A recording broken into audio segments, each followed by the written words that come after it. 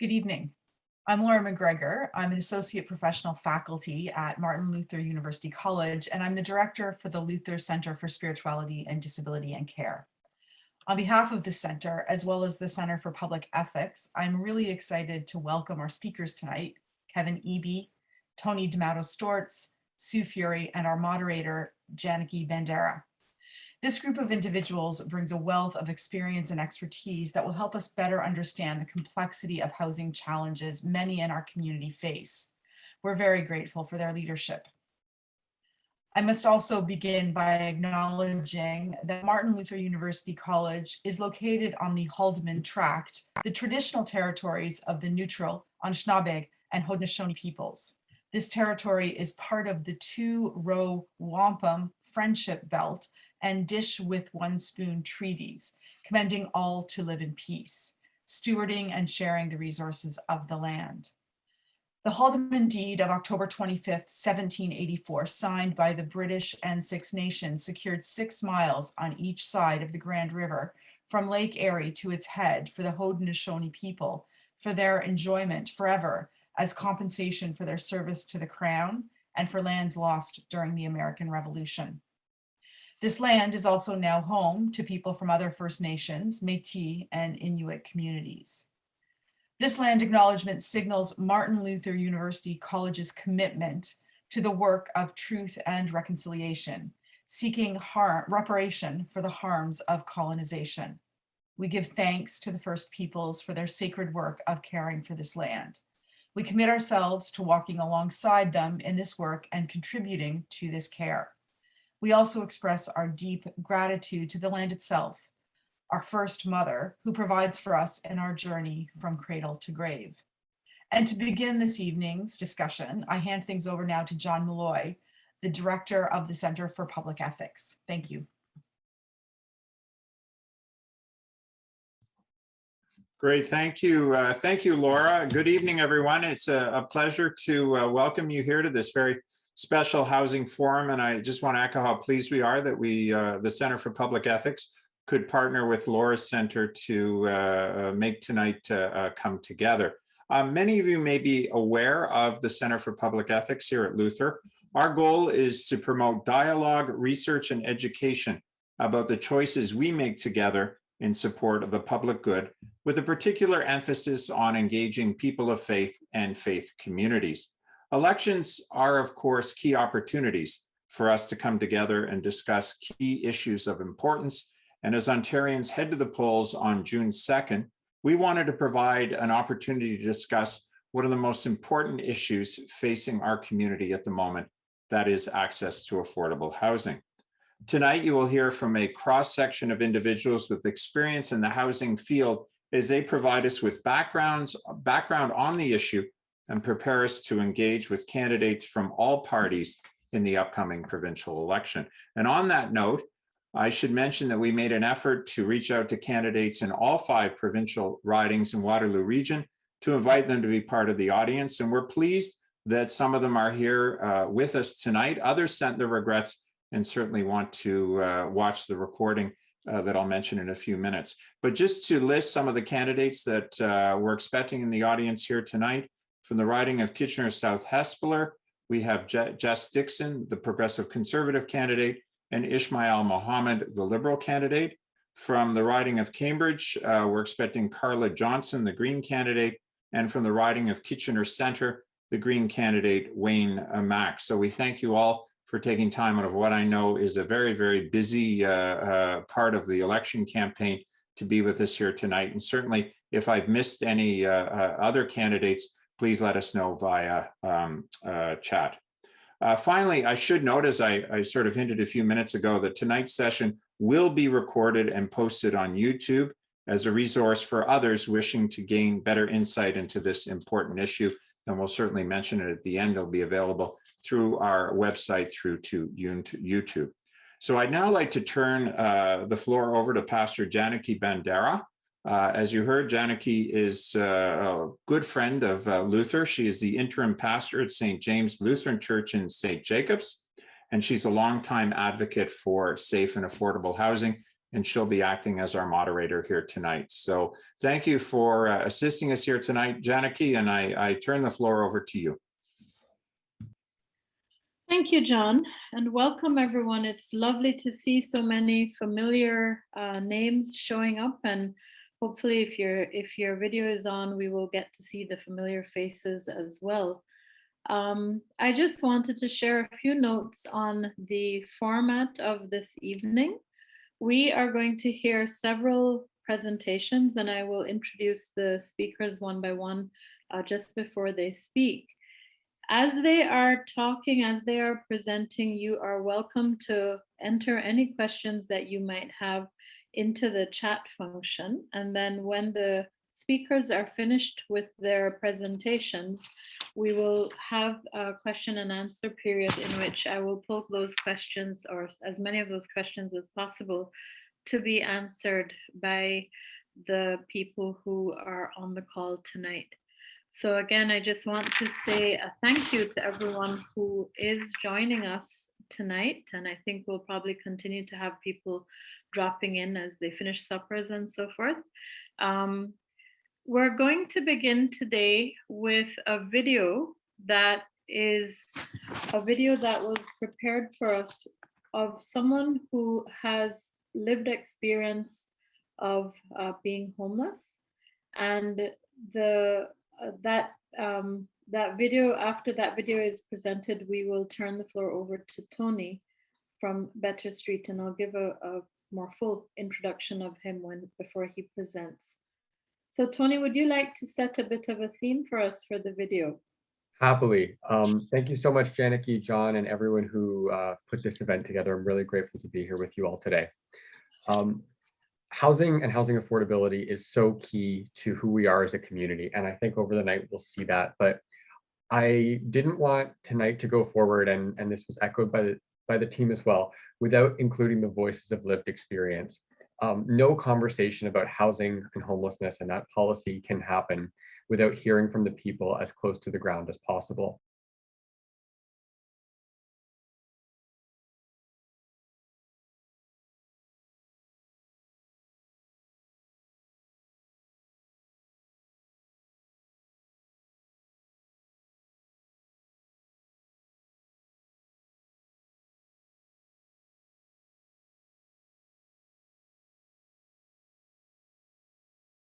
Hi, my name is Holly. I'm living at a better tent city in Kitchener, Ontario.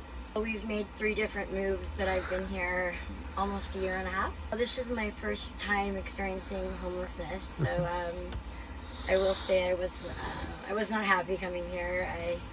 I thought it was going to be the worst place ever, and in the first probably month and a half, everybody knew I hated it here.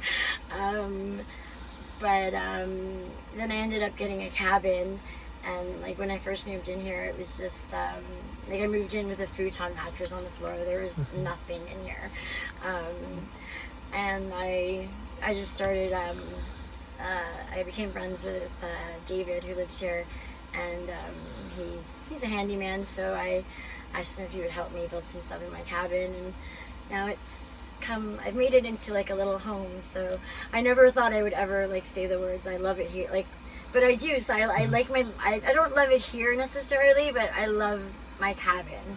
What do you feel like's next for you? Like, where would you want to be after I this? don't want to stay here forever. Like, Yeah. It's not my goal to like die at a better tent city. What is your goal? What do you want? I would eventually like I have a 10-year-old pug up there on the top bunk sulking right now.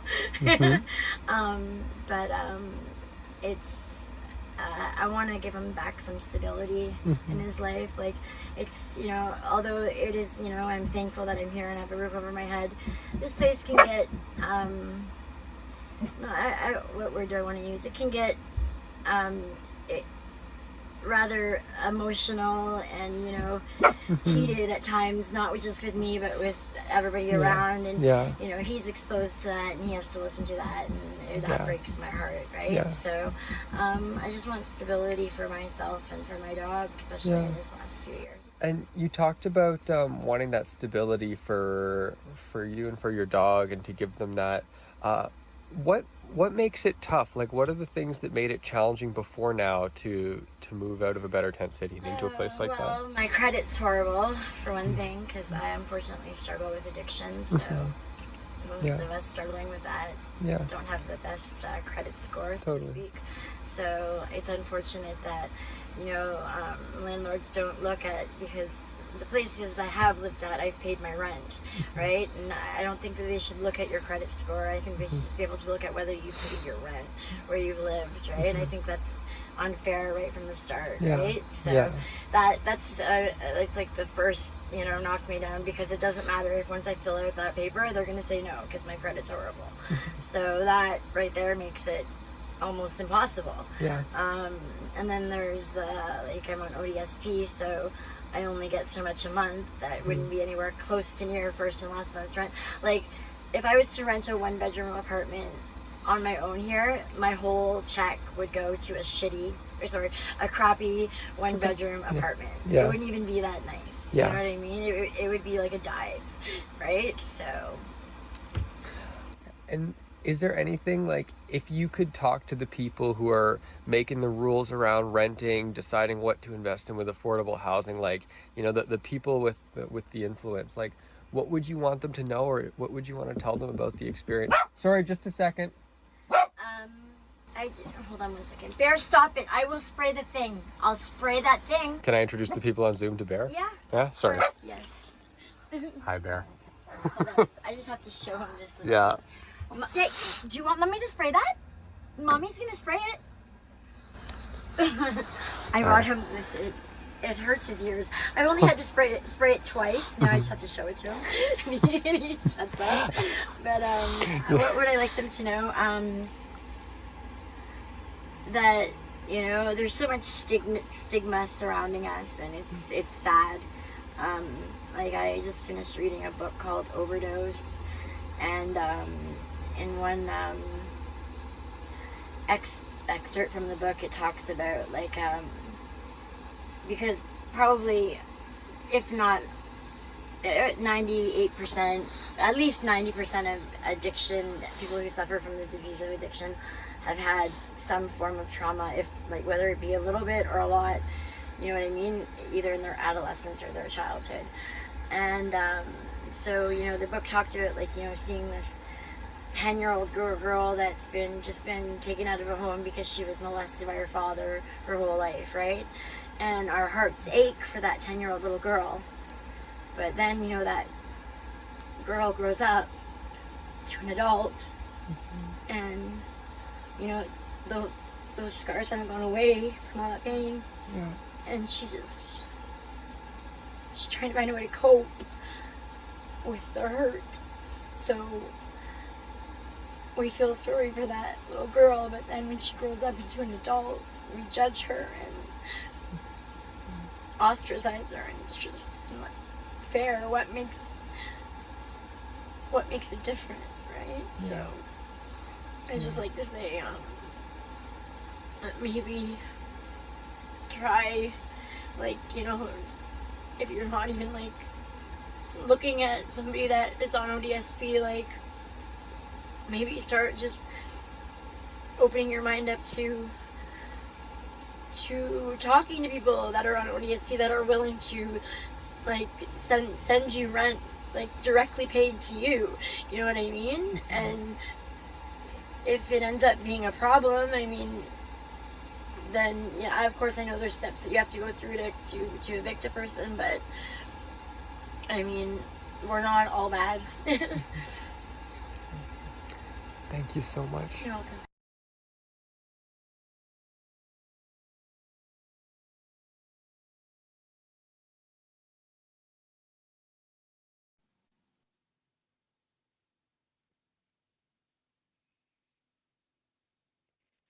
Thank you, Kay, for showing that video for us, and thank you, Tony, for doing that recording for us.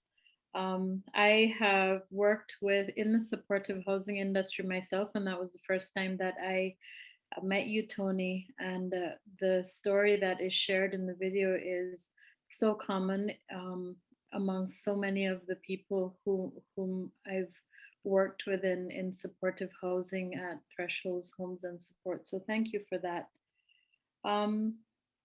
Okay, so next up on our set of presenters for today, we have Kevin Eby, who is the former Director of Community Planning at the Region of Waterloo and a planning consultant. And Kevin is going to give us an overview of the housing situation. Thank you very much. I've been asked to do a bit of an overview as to what's happening in the housing market. And it's certainly a complex situation, but there's obviously problems. And I just want to start out with a quote from Albert Einstein: "The significant problems we face today cannot be solved at the same level of thinking we were at when we created them." And that's a really important thought, because we're facing challenges all over the place, you know, from traffic congestion to environmental degradation to housing for seniors and taking care of services. But housing affordability is a major one. And in fact, the Minister of Municipal Affairs and Housing, Steve Clark, said it very well. It's a very complex problem. There's not a silver bullet. And the Housing Affordability Task Force that the province put together came forward saying more supply is key, and there's no question it is. And in fact, they put forward 55 recommendations, some of which I agree with, some I don't, but they're at least coming forward with ideas. And the government then took those, plus the consultation, and came up with Bill 109, which is the More Homes for Everyone Act. And this came forward in the legislature at the end of March. It really focuses on a couple things. One is that it focuses on trying to make municipalities do things quicker, and it focuses on eliminating, to a great extent, public participation, because NIMBYism is seen as being a big holdup to housing. What it did do was it ignored most of the substantive task force recommendations, and that was really unfortunate, because there were some really good things in there. It was posted to the Environmental Registry of Ontario for public comment until April 29th of this month, and then received royal assent on April 14th, 15 days before the public consultation period even ended. It's now in force and effect. And that's somewhat consistent with what we're seeing in some of the recommendations come through Bill 109. So what is actually driving the issue? And the government will tell you its municipal processes are too slow. But looking at the region of Waterloo, for example, the cities are pre-zoned nodes and corridors. There's very little that's holding up.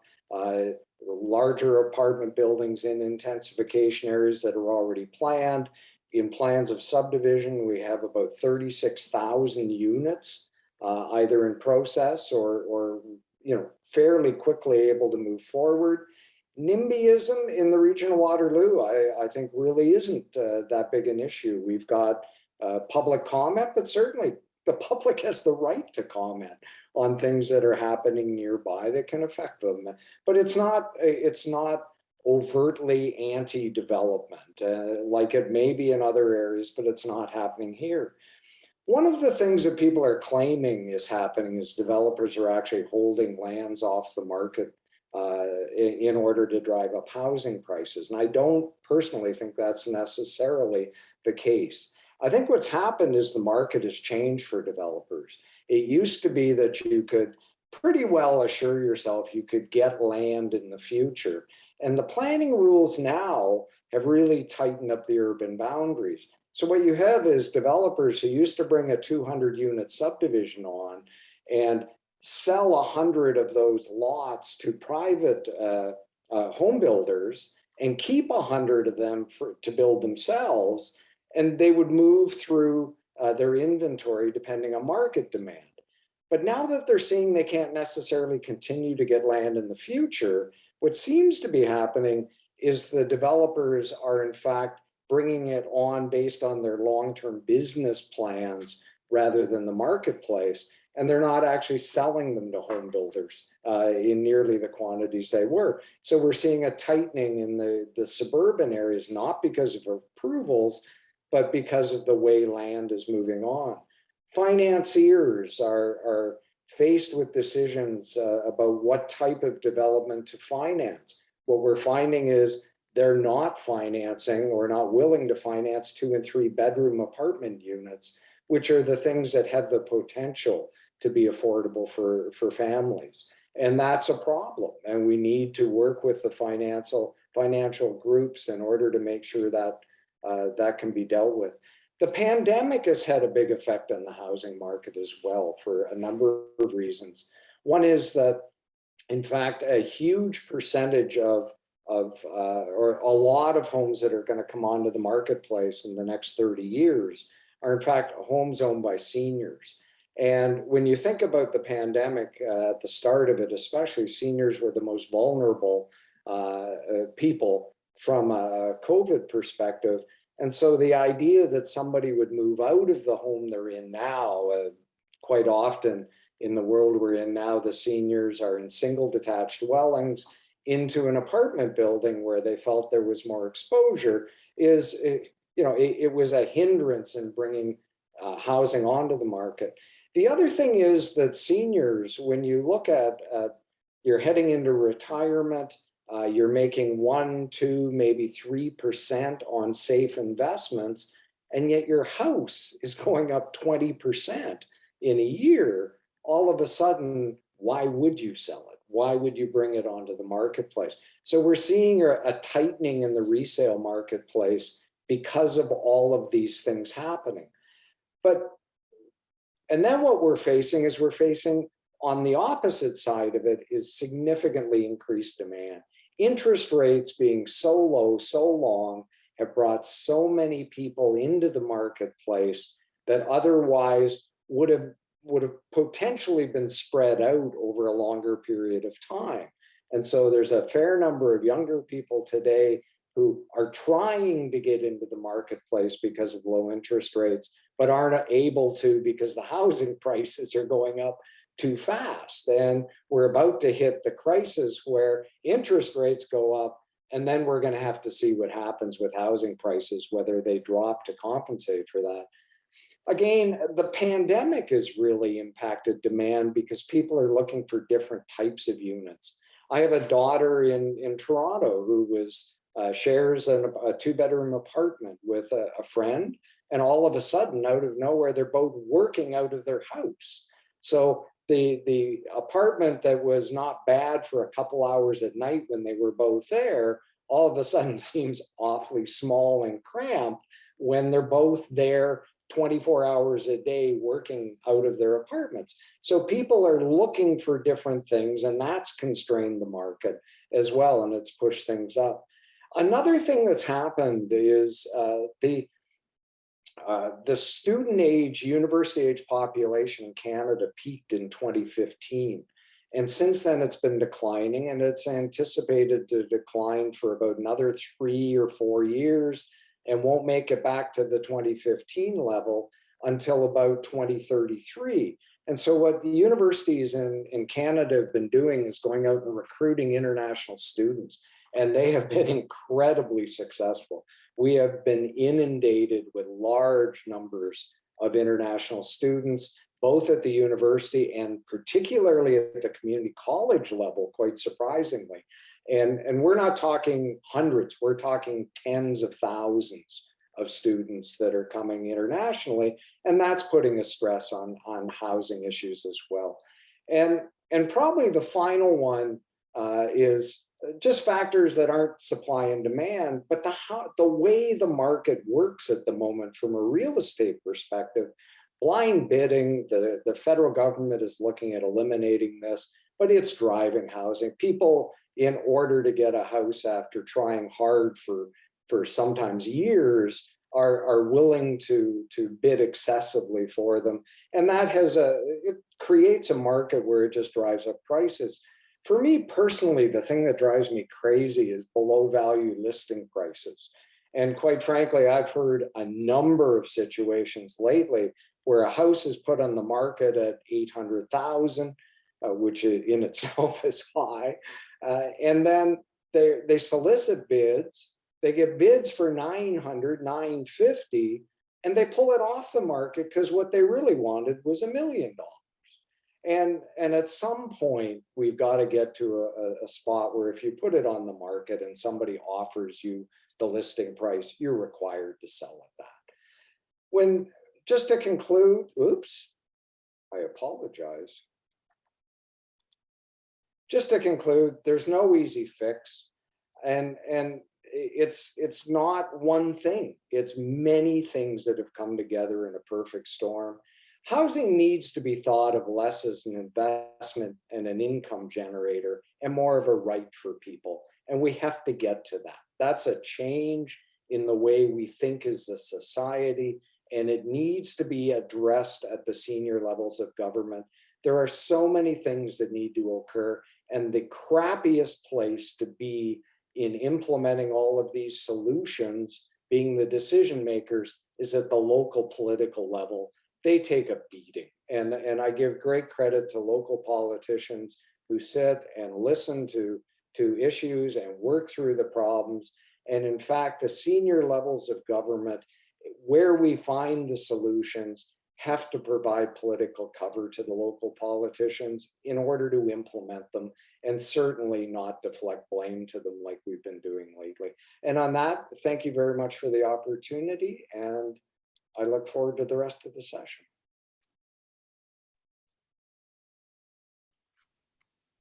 Thank you, Kevin, for that presentation. I could relate to a number of the things that you spoke about, from being an international student to the housing scarcity, the rental costs, and all of those things.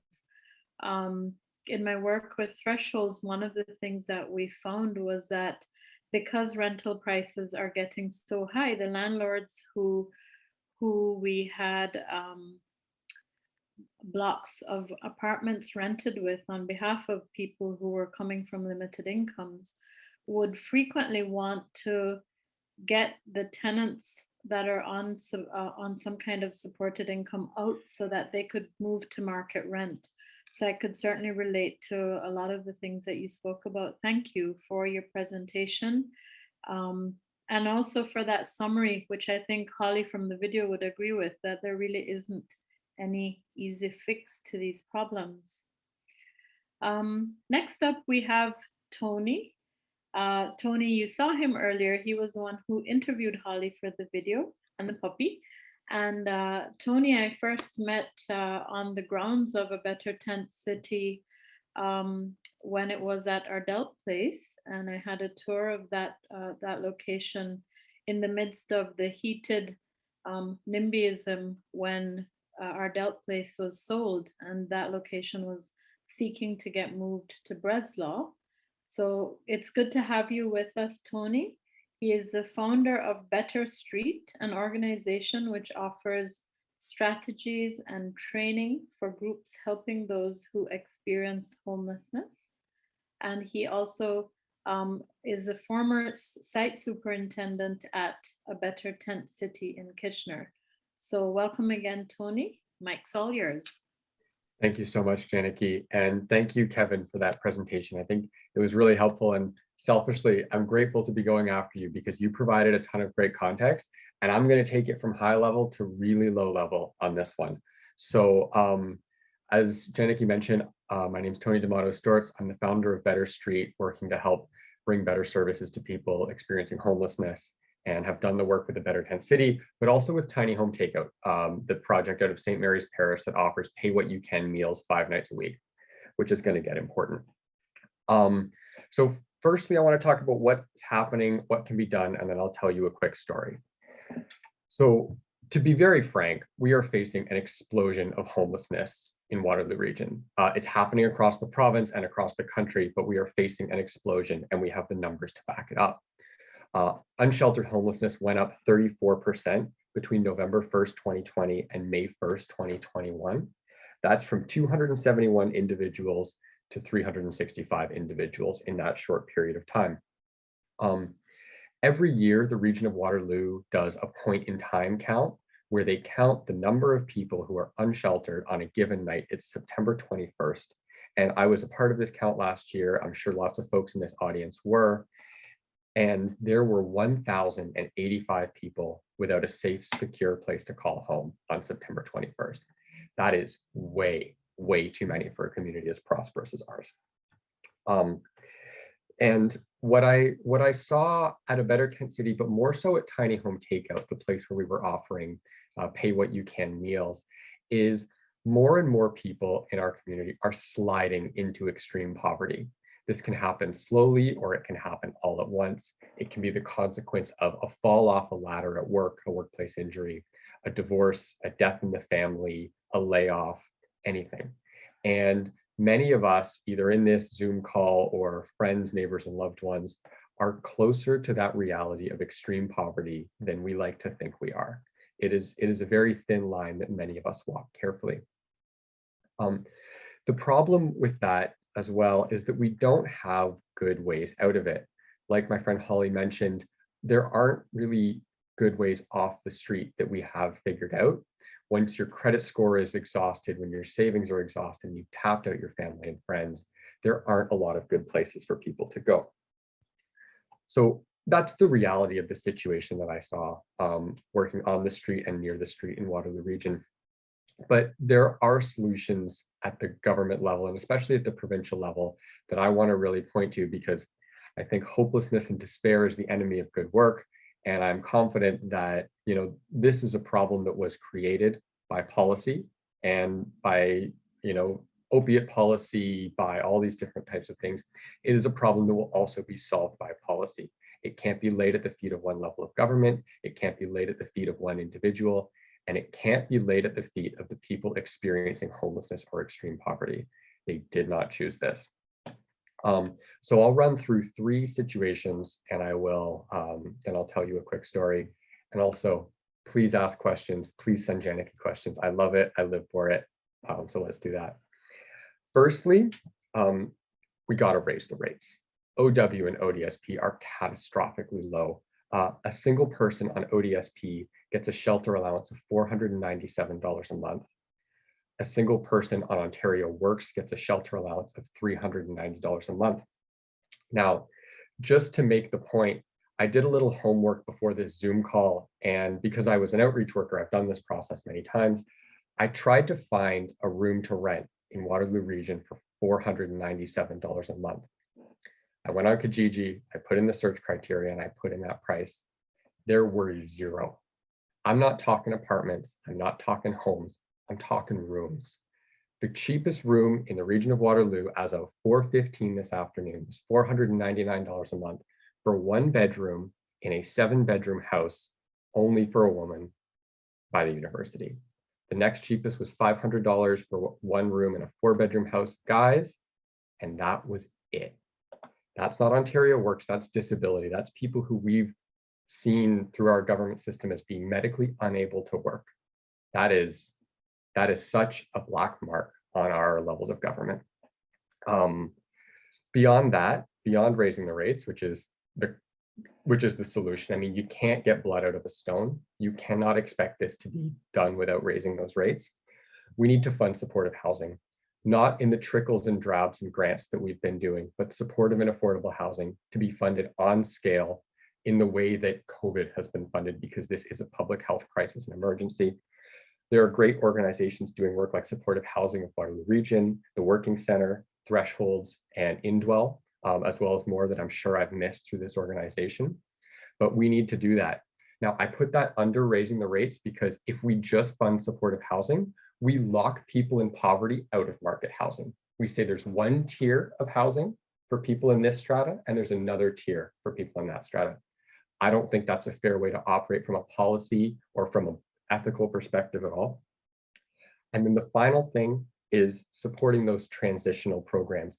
These are the things that catch people as they fall before they fall all the way to the ground. I'm thinking about House of Friendship, the Working Center, Mary's Place, and a Better Tent City, as well as the Cambridge Shelter Corporation and other agencies doing great work. I apologize if your agency's on this list and I didn't mention it. There is such a process of trauma as you fall into street life, as you fall from everything you ever knew. And when you are in that fall, you will experience things and you will go through events that will change you. And it's a long road back from those things. So the less we can make people fall, the better we'll be as a society. I want to close my time with you all by telling you a quick story, because I threw some numbers at you and a lot of this debate is about numbers. But behind every single one of those numbers is a person. And so I'm going to tell you about one of them. Her name is Angela, and her partner were both on ODSP. They had visible disabilities. They both used walkers and wheelchairs. And they were always the first people in line at Tiny Home Takeout. They would come, they would take the max that we would allow. And it was frustrating at first because they would take the food. And on our last day of service on Saturdays, they would ask if they could take extra to last the weekend. They lived a 43-minute bus ride from the church, and they would come downtown for the free food because both of their checks were absolutely maxed out trying to cover their market rate rent as well as their other cost of living expenses on ODSP. They were getting okay for a while, Angela and her partner Carl, until one day Carl died during the night. Angela woke up beside him and without even having time to process her grief, realized that her finances would no longer cover the apartment that they had shared. She came to me the next day at the parish in tears. Someone had offered her a place to live once she was evicted, which she knew she would be because she couldn't cover the rent, but this person wanted to engage in a relationship with her. Her husband hadn't even been dead for a month, and she was forced to make that difficult choice between moving on so quickly before she had had a chance to grieve the loss or unsheltered homelessness. I don't know where she is now, but I know that as a province, as a federal government, as people in Waterloo Region, and as neighbors and human beings, that is fundamentally and inherently wrong. And I am so excited to see the people here today because I'm looking forward to solving this problem alongside you. Thank you so much for your time. Thank you, Tony. That was a really good set of variety of things that you gave us presentation on. You know, you use the word neighbor, and I remember making a presentation to the Region of Waterloo Council once on safe injection sites, because the opioid problem is closely related to the level of homelessness that we're experiencing in the region.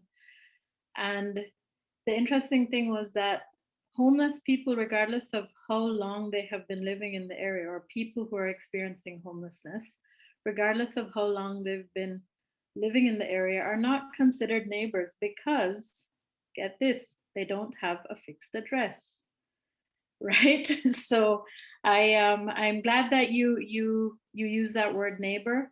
It's a word that shows up in pretty much every faith community, and pretty much every faith community calls upon their adherents to look kindly on their neighbors when it comes to shelter. So thank you for that.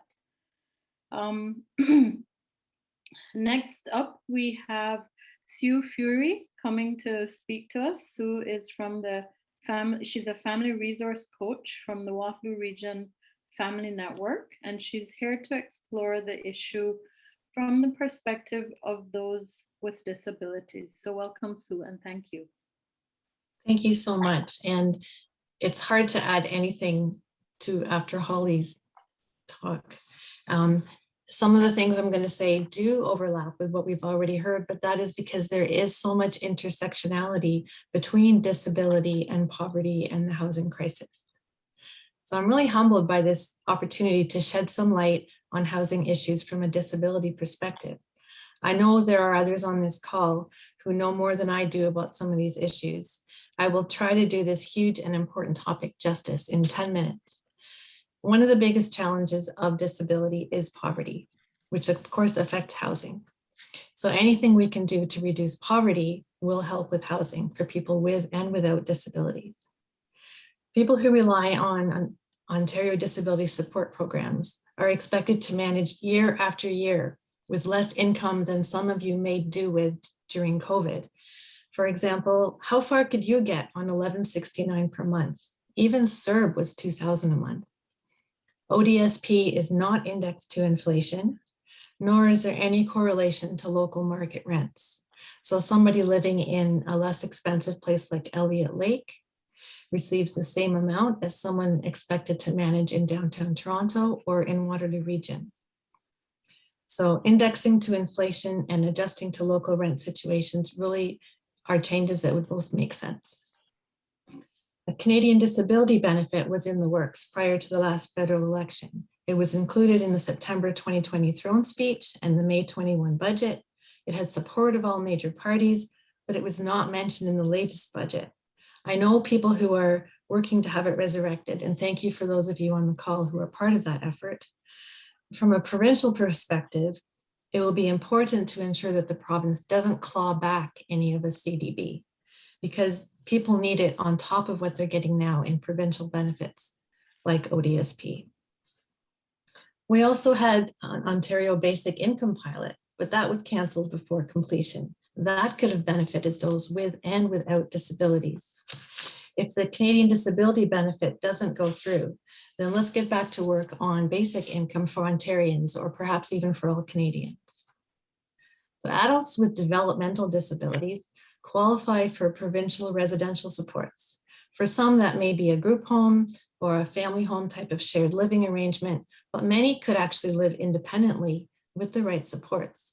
So why are hundreds of them living at home with aging parents in Waterloo Region? Community housing is municipal. The residential supports for those with developmental disabilities come from the province. Both have wait lists, but their wait lists are in their own silos. So in Waterloo Region, to get on the community housing list, if you need supports, you need to have proof from the agency that is ready and willing to provide the supports for you. But if you spend years waiting for those provincial supports, you're not even on the community housing wait list until you get them. So you're not even counted as somebody who's going to be needing housing, and you have to wait longer because your waits are sequential. So these systems really need to work together. This really is a crisis. And as a result of this crisis, there was the Ontario Developmental Services Housing Task Force in 2014. Just in the 4 years from 2013 to 2017, the wait list for residential services just for adults with developmental disabilities climbed from 12,000 to 15,700. And that's really an undercount, because you can't join the waitlist or the registry until you're ready, willing, and able to move. So if you're a family who's decided that you think your person can have more voice and choice and a better quality of life living at home, and you're able to manage that, then you don't put them on the registry right away. So that is an undercount. But the crisis is not due to a lack of ideas. So they had calls for expression of interest in 2014 and 2015, this housing task force did, and they received 280 proposals, and that includes some from Waterloo Region. Some of it was things like families getting together and 3 or 4 of them buying a house, and what they were asking for was more supports to support their loved ones living in the house, even though they were willing to fund the house itself, things like that. And then we had organizations coming up with creative solutions too, to address this huge backlog of people needing housing. Ultimately, the task force chose to fund 18 of these 280 proposals. With this acknowledged crisis, perhaps those with developmental disabilities should be added as a priority class on regional housing lists. There are some very worthy priority classes. I'm not saying they don't deserve to be priorities, but I think perhaps developmental disabilities deserve to be added as a priority class. Currently, they are not. Also, perhaps more of those 280 proposals could be funded, because funding is the barrier to implementing most of them. There are also a lot of people who fall through the diagnosis cracks. They need supports in order to remain healthy, safe, and community connected, yet they don't qualify for something like disability supports or developmental disability supports. I'm thinking of people with disabilities that are often invisible, like they might have an autism spectrum disorder, fetal alcohol spectrum disorder, learning disabilities, mental health challenges. For some of these, it's almost a little bit predictable that you know they're going to be struggling with housing later. You saw them struggle in school, they struggled with employment, they struggle with fitting in socially and making friends and staying connected, and they have mental health struggles. And yet we don't provide any supports to transition them to independent living. School is suddenly done. They're kind of left to sink or swim. Parents really burn out trying to support them. Some of them, the parents never actually get to see them land on their feet successfully. Wouldn't it be kinder if, instead of allowing these people to sink to rock bottom, having gone through addiction and homelessness or precarious housing, we have some great organizations that will help lift them up once they've stooped to those levels. But wouldn't it be kinder if, as a society, we provided those transitions to adulthood? We acknowledged, as Holly said, there are adverse childhood events that affect you for the rest of your life. Why do we not prevent adult adverse events as well? Or transitional adult adverse transitional events as well? So one of the ideas that would really help, I think, is to have more intentional communities. And there are efforts to do this, but there just need to be more of them. So building communities where supports are built in. So there could be some paid supports, like facilitating connections, maybe providing some coaching in life skills or budgeting. But as soon as you create community, you then have organic built-in supports, because you get to know your neighbors, you learn what each other's strengths are. Like Holly met somebody at Better Tent City who could help her with construction, and she's got a pretty cool looking cabin there. I know it's not her dream home, but if you took all those tiny homes from Better Tent City and dispersed them throughout the region, you would not have the same kind of community. The people wouldn't be neighbors. They wouldn't be sharing each other's talents, helping each other out, sharing their gifts. And they wouldn't be feeling like they're belonging at all. There are some local examples of intentional communities. Some have already been mentioned on the call. I'd just like to highlight a couple of more. So Field of Dreams, for example, in Elmira, they created 4 buildings that each have 7 affordable units. 5 of the units are for people with disabilities and 2 are for good neighbors. So these good neighbors, they get 2-bedroom units. So it could be a family, it could be a couple of social work students who want to actually make a difference and get lived experience, supporting people while they're still learning. And they're not there to provide the supports of independent living. They're there to be good neighbors. So a friendly door to knock on, or, someone needs help changing a light bulb, or maybe they facilitate, let's have a community meal once a week or something like that. And just to avoid loneliness. So the people that live there that do need supports don't need as much of them, because they don't need to live in a place that has someone there 24/7, like a paid support person 24/7. They can manage mostly on their own with the supports that are planned. And then they have the good neighbor there for the occasional unplanned thing that comes up in life. There have also been some great partnership opportunities. Some of the churches have gotten involved. So for example, on Bridgeport near Lancaster, the St. Paul's Church, these days congregations are aging, the buildings are aging, and it's really hard for aging populations to support the maintenance of their aging buildings. So St. Paul's partnered with Menno Homes, the builder, and Parents for Community Living. And now there's a great building there. And some people got off the region's community housing list because they're housed there. 10 people moved out of group homes and are now living in their own units with the support of Parents for Community Living. And the congregation still has a meeting space and a community kitchen, because a church isn't about the building, a church is about the community, and they still have that. So that is a win-win-win, and it would be great to see more of those. And I know that St. Mark's merged with some other congregations to form Trillium, and they don't need their building anymore as a church. So Indwell has moved into town, and they are totally redesigning it to meet their clients. So most of their clients, for example, don't have cars. So why would you put them in a building that has an expensive underground parking garage? What they need instead is a room to store their bikes and a place to repair them, and rooms to have community sharing and opportunities to get together within the building, and a nice sunny building, like just to have a soothing environment rather than a stress place where even your surroundings increase your stress. So And I think Indwell is also doing something at St. Peter's Church. I don't know if there was extra office space or extra Sunday school rooms downsized or something. So they've also moved in there. Also, organizations like KW Rehabilitation.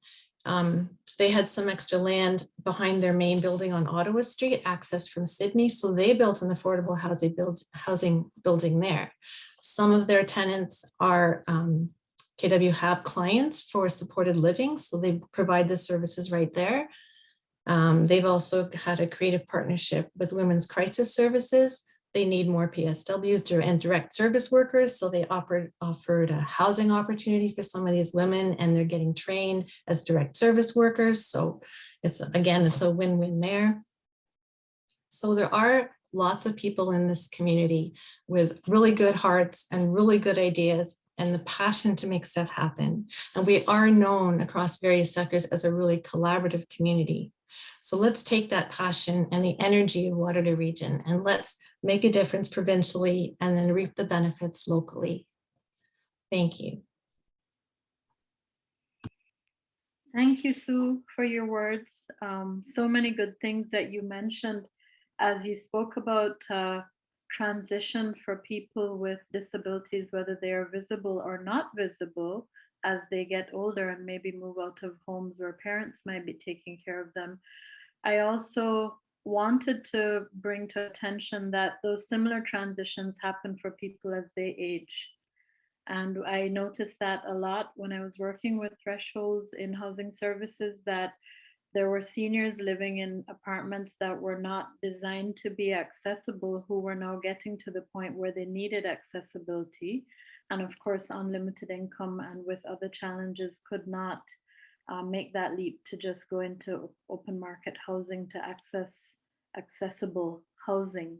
So thank you for bringing those pieces up for us.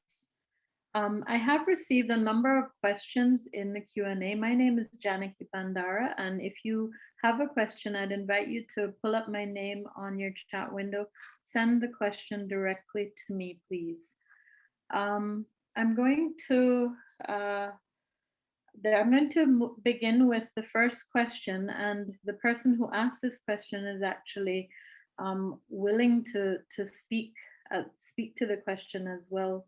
So I will post the question in the window for everybody, and then I will read it. Sherry Coleman is the person who asked this question, and I thank you, Sherry, for your candidness in everything that you shared. In the details you provided. Sherry said, as a person who is currently in the midst of a housing transition, I cannot believe the challenges I faced despite having many privileges, including a great credit rating. As a single white person, I was often told I was a preferred tenant.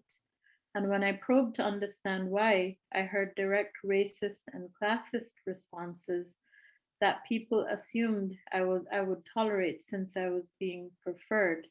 So Sherry's question is, what is being done to protect rights for BIPOC people looking for housing in a landlord-driven market? And I don't have an answer to that question. I don't know whether any of our speakers or John, whether you would have an answer to that question.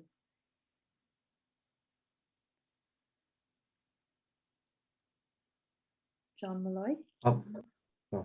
Sorry, I don't have an answer, but just solidarity.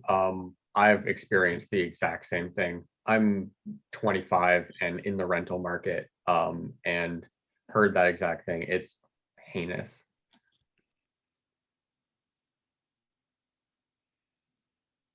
Sherry? Yeah, thank you.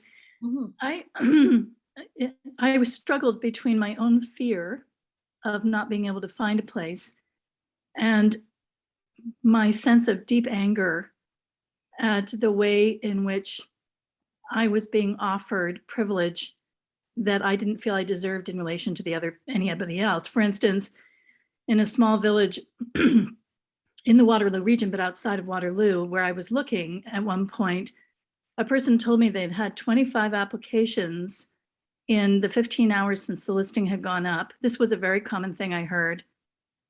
And said, however, that they would wait for mine. Wow. And when I said why, when I asked why, this property manager said because some of us are worried about the community. And we would like to be able to have people like you come into the community more than some of the other applications that we get. So I didn't apply, obviously, but that kind of thing happened frequently, as Tony has indicated. And I wonder, I feel like an activist now. Like I feel I do have a place, I've secured a place, but it took 5 weeks and 22 showings. Even for someone with tremendous privilege. I was told frequently that there were 50 inquiries in, pre-approvals, before you can even see a place, you have to apply. The whole thing is being driven by landlord privilege. And what checks are in place for landlords? Are there any? Like, are there any kind of equality or fairness checks? All I ever heard was, oh, it's the market. Yeah, that's a good question, Sherry. I know that landlords have a lot of freedom to make their own determination of who they want to grant that lease to. Once they have given the lease, it becomes a different story because the Landlord-Tenant Act comes into place. But they do have a lot of leeway, and to prove that one has been disprivileged from getting a rental because of race is a very challenging thing to do. Like, unless you and I applied for the same place and had exactly the same backgrounds except for our color, and I was rejected and you were accepted, it would be pretty hard to prove that, right? So that is a good question, and I think that would be a question that would have to drive legislature around preferential renting. But I'm just taking a stab in the dark at that. Okay, I have another question here. I have another question here that came onto my query screen from Paul. Paul, please correct me if I'm pronouncing your surname wrong, Paul Najar. And it relates directly to the topic that we have for tonight. So I will, again, I'll post it in the chat window, and then I'll read it for everyone. And I'd encourage any of our speakers to take a stab at answering this. The question Paul asked, if the problem is so complicated with no simple solutions, then what can we possibly ask political candidates in terms of promises? In what sense can we hold them accountable? And then he makes a statement, elections are no time for nuance, and politicians love pointing fingers at other levels of government. You've nailed a number of really important points there, and thank you for the question. Kevin, would you be able to throw an answer at that one or some suggestions? I'll certainly try. And I think one of the things where certainly locally, I think is a strength for our community. And I would be shot for saying this when I worked at the region, but was the two levels of government, because there are opportunities to implement strategies that are easier to do at a senior level of government, whether it's the province or the region, than it is at the local level. The local level is so politically tied to those types of issues that are usually tied to housing for people, just basically housing for people in need, affordable housing, etc. If we leave it to the local politicians to do, we miss the opportunity to, in fact, implement a broader set of policies that make it easier to implement at the local level. And I think what we've seen at the provincial level, we saw a task force come forward with some bad ideas, but some really good ones. And we saw the provincial government run away from anything that was politically divisive. With the electorate at this point in time, the things like exclusionary zoning that only permits certain types of units over vast majorities of our cities are actually inhibiting our ability to bring in the type of housing that can be affordable. The very small very small apartments added to homes, semi-detached units, those types of things. We can increase our housing supply tremendously without negatively impacting these communities. But the rules that are in place are so difficult to change at the local level. And that's where the senior levels of government have got to give political cover to the local politicians and leave some leeway for them to do some things and make some choices, but put the broad policies in place that make it easier to make the right decisions. Once we know what some of the solutions are, we just can't get people to implement them. And that's a thought, at least for going forward. We've got to challenge the provincial politicians to do the right things. Take the heat yourself at the political level to do what can't be done easily at the lower levels. Thank you, Kevin.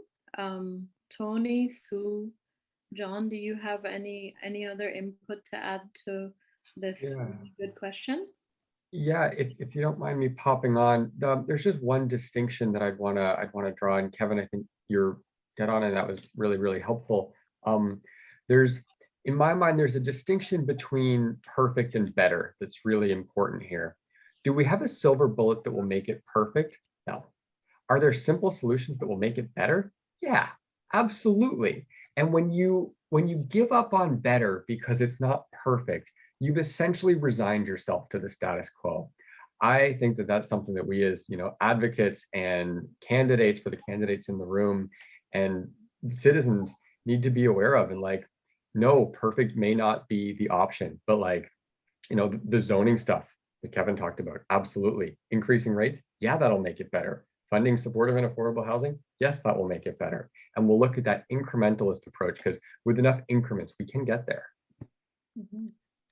And just to build on that, one statement I would make, you're dead on, Tony. Perfect is the enemy of good, because so often people don't do anything because it's not perfect.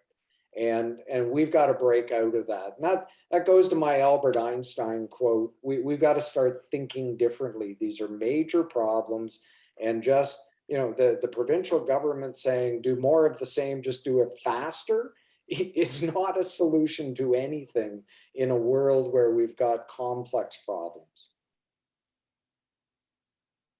Thank you.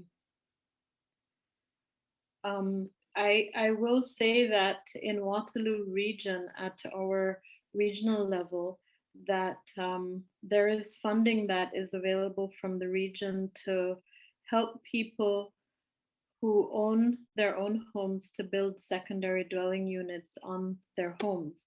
It's a loan. It's a loan of, I think the last time I checked it, a loan of $25,000. So that money can be used to renovate a basement or add a granny suite or something to that effect. And it has to meet certain criteria, but it's a completely forgivable loan if the person renting the unit then were to rent that unit to somebody who is below a certain income category at the time that they make the rental. And it's a beautiful system because it allows people to get into a rental situation when they're earning very little, but it also does not punish them for then improving their circumstances in life if they're able to do so by finding employment and increasing their income. So I would say asking our politicians to be more proactive about providing those kinds of financial incentives to regional and provincial governments would be a really good idea, because that funding trickles down federal, provincial, municipal. And that is how a lot of the funding happens. It trickles down in that same cascading way, and unfortunately slows down along the way in a number of places. Sue or John or anyone else, do you have any other solutions to give to this question? What can we possibly ask political candidates in terms of promises, and in what sense can we hold them accountable? Sure, and Janaki, I wasn't planning on jumping in, but you know, it's most dangerous spot is between me and a live microphone, I guess, as a former politician. I think part of tonight is about giving people, educating people and giving people a little bit of an understanding of this issue. And, you know, Kevin and Tony and others have raised it, and that is that there is this strange dance between the local and the provincial. Local politicians are faced with a set of rules and guidelines and a framework under which they have to work in terms of planning, in terms of things like zoning, which, you know, they're not the issues that get your heart racing, and yet they're so important.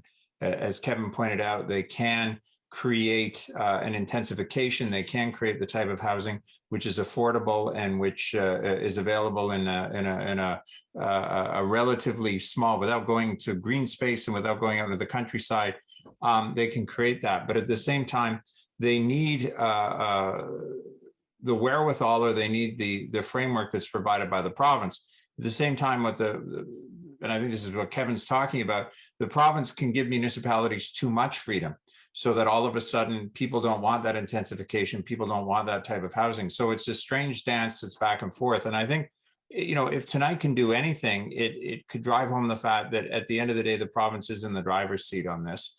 The province can put forward rules which basically not only encourage municipalities to take these steps, but actually force municipalities to start to create more affordable housing in an intensified way, to bring forward zoning which allows the type of creative approach to housing that's going to create these units that you're talking about. So as we head into the provincial election, tonight is about giving everyone a little bit of a taste of this issue and giving them something to talk about. So as you're approaching candidates, I think you have to hold them to account for provincial solutions, ways that the province is going to not only encourage municipalities, but is actually going to, force is a strong word, but really in a sense that's what it is going to tell municipalities that they have to move forward with much more affordable housing and get feedback on that sort of idea. So, you know, the point that's raised is a very important one. It's easy. I was once a politician. It's easy to say, oh, that's all a municipal issue. Well, the fact is that in Ontario, ultimately the rules are being set at Queen's Park. So, you know, as I said at the beginning, this is very much an educational opportunity, and hopefully this gives you a little bit more knowledge to hold some of the candidates to account. Thank you, John. I would say then to Paul's question, I think echoing the piece that says we are looking for better, not perfect, would be important, because it's easy for politicians to throw back the whole matrix of complications that is involved in these questions around housing, and then pushing for affordable housing wherever it is possible to do so, pushing for that initiative. I think we probably have time to do one more question. So I'm going to put on the screen a question that Laura asked. I've answered a little bit of it with the Region of Waterloo funding. And she has named Union Co-op in here. She asked a question about creative cooperative initiatives, granny flats, co-ownership of homes, cooperative housing, and so on. What can communities do to promote out-of-the-box housing options? And she named a few of them in her note there itself. Union Co-op is one of them, and I'm really glad you mentioned Union Co-op, Laura. Would you like to say a little bit more about Union Co-op? Sorry, I didn't add that. I had the question, but the additional notes aren't me. Oh, okay. But I love to hear more. Those questions. That's Sorry. great. I'd love to hear more. I'm just really interested in creative out-of-the-box housing initiatives. I know we were exploring that on behalf of my son with disabilities. We are exploring putting a secondary dwelling or apartment in our home. But I know that so I also have a son who's 25, and they're talking about creative co-ownership where people buy houses together. And I'm curious to know more about that, but also some of the barriers, like what are some of the options, but what are some of the barriers? Because I hear there are some. Mhm. I have a few answers, but I want to throw the question out to our panel first. No. Okay, well, let me talk a little. Go ahead, Sue. Go ahead. Yep. A union co-op. So I'm not involved with it yet, but I am contemplating it. So it's kind of a grassroots investment group. You can invest a maximum of $10,000 because they don't want any one person to have too much say in it. So the idea is people who are willing to invest in affordable housing, it's a way to pool your money. And so you can be an investor by contributing up to $10,000. And when they get enough together, then they're going to build something with it. So that's what union is, which is a great idea. Maybe I can just throw my oar in the water here a little bit. And again, this comes back to my Albert Einstein quote. We're facing huge challenges, and people are going to have to come up with interesting solutions that are effective. And whether it's how to finance the building of extra units, whether it's co-op ownership, whether it's joint tenancy. We're a strange municipality in the world because we have almost an overload of 5-bedroom apartments that were built for students, many of which are coming available at various points in time. And what type of living arrangements can seniors have where we utilize those types of facilities? How can we look at things differently? Everybody's got to step out of their comfort zone and take a look for different types of answers. And you're going to need to get lawyers involved at some point that explain how these relationships can work, but we have to do it. There's no question. And especially with the seniors population and populations, because we're in a world where the government is not going to be able to supply us all the supports we need. We have to learn in part how to support each other. And it's going to be difficult, and it's going to be complex, and it's going to be messy, but you literally, we've got to look at things differently. We cannot just simply replicate what's gotten us into this mess in the first place. I think in some ways supports would be key, because I think more people would be willing to turn their basement into secondary suite or do some sort of co-housing, those kinds of things, if they knew that if the person needed help, there was somewhere to go for help, that it didn't fall on them. So I think people are pretty scared of taking a stranger in. What if this stranger has issues? Where do I go for help? Those kinds of things. I know Community Justice Initiatives is looking at like a co-housing model, like to get younger people moving in with seniors, for things like that. So there are people in the community who are looking at more creative solutions like that. I had mentioned a few of them as well. So yeah, Leadership Waterloo Region, the last 2 years, they've really focused on housing. So how do we keep all those things going as well and not lose the energy of their 2 years of some great minds getting together and proposing different options? How do we keep those going?